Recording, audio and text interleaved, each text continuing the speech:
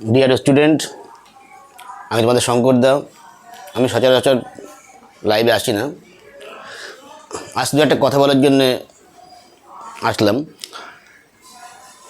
দেখো, অনেকে ডিমোটিভেট হচ্ছে ডাব্লিউবিপি পরীক্ষা, কি পরীক্ষা এটসেট্রা নিয়ে, পরীক্ষা হবে না, পরীক্ষা হবে এটসেট্রা নিয়ে। ফর্ম যখন ফিল আপ হয়েছে, পরীক্ষা তখন নিশ্চিন্তভাবে হবে। দেখো, আমরা ডেপুটেশনে দেখেছি 5 জন ছাত্র ডেপুটেশনে গেছিলো, তাদেরকে পিআরবি আশ্বাস দিয়েছে যে সেপ্টেম্বরের সেকেন্ড উইকে কেপি পরীক্ষা হবে এবং পুজোর পর ডাব্লিউবি পরীক্ষা হবে। আর সেই 5 জনকে আমার তরফ থেকে, আমার প্রতিষ্ঠান তরফ থেকে আন্তরিক অভিনন্দন জানাই। তোমরা এভাবে স্টুডেন্টদের পাশে থেকো। আরেকটা কথা বলি, তোমরা ডিমোটিভেট হয়ে না, পড়াশোনা করো। খরগোশ আর কচ্ছপের গল্প নিশ্চয়ই তোমরা জানো সবাই, যে এই মুহূর্তে না পড়াশোনা চালিয়ে যাবে, তারই কিন্তু জবটা হবে আগামী দিনে। পুলিশে এত ভ্যাকান্সি ছেড়েছে, এসএসসি জিডি 27শে আগস্ট থেকে form fill up notification already দিয়ে দিয়েছে, যেখানে হিউজ ভ্যাকান্সি থাকে প্রতি বছর। গত বছর ভ্যাকান্সি বেড়ে গেছে 46,000 ভ্যাকান্সি 26,000 থেকে।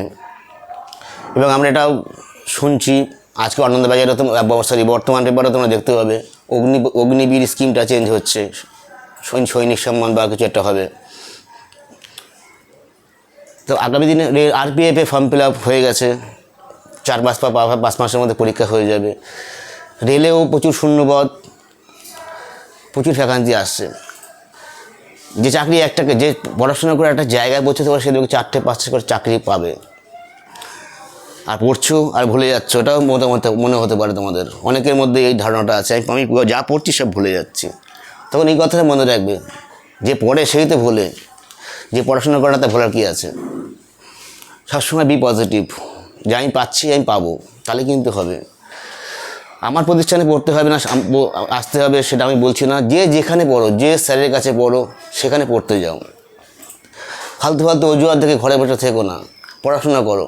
আজকে গরম পড়েছে, আজকে পড়তে যাবো না, এরপর তো বর্ষাকাল আসবে, তখন বলে আজকে বর্ষা যাবো না, তারপর শীতকাল আসবে, আলটিমেটলি নিটফল 0। আর এটা মনে রাখবে, পৃথিবীতে সফল ব্যক্তিকে সবাই মর্যাদা দেয়, অসফল ব্যক্তিকেও মর্যাদা দেয় না।